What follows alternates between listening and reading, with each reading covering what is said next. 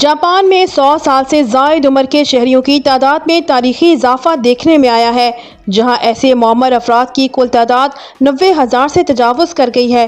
قابل ذکر بات یہ ہے کہ ان میں خواتین کی تعداد 88% ہے، جو اس رجحان میں ان کے غلبے کو واضح کرتی ہے۔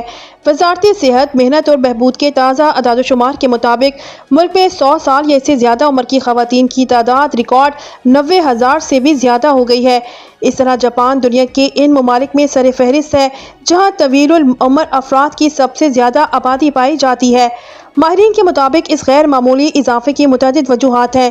جاپانی خواتین میں صحت مند غذائی عادات، جس میں مچھلی، سبزیوں اور سبز چائے کا زیادہ استعمال شامل ہے، طویل عمری کی ایک اہم وجہ سمجھی جاتی ہے۔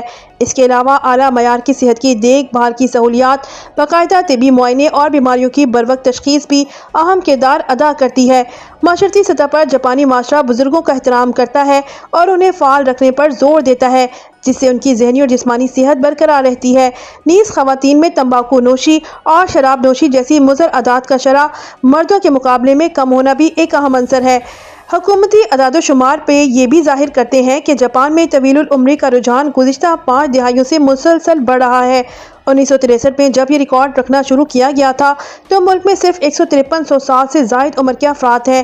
یہ تعداد 1998 میں 10,000 اور 2012 میں 50,000 سے تجاوز کر گئی۔ موجودہ تعداد اس سمت میں ایک نئی سنگ میل ہے۔ یہ رجحان نہ صرف جاپان کی بہتر صحت کی دیکھ بھال کی سہولیات کی عکاسی کرتا ہے، بلکہ اس کے سامنے آنے والے چیلنجز، خاص طور پر آبادیاتی عمر بڑھنے کے معاشی اور سماجی اثرات کو بھی اجاگر کرتا ہے۔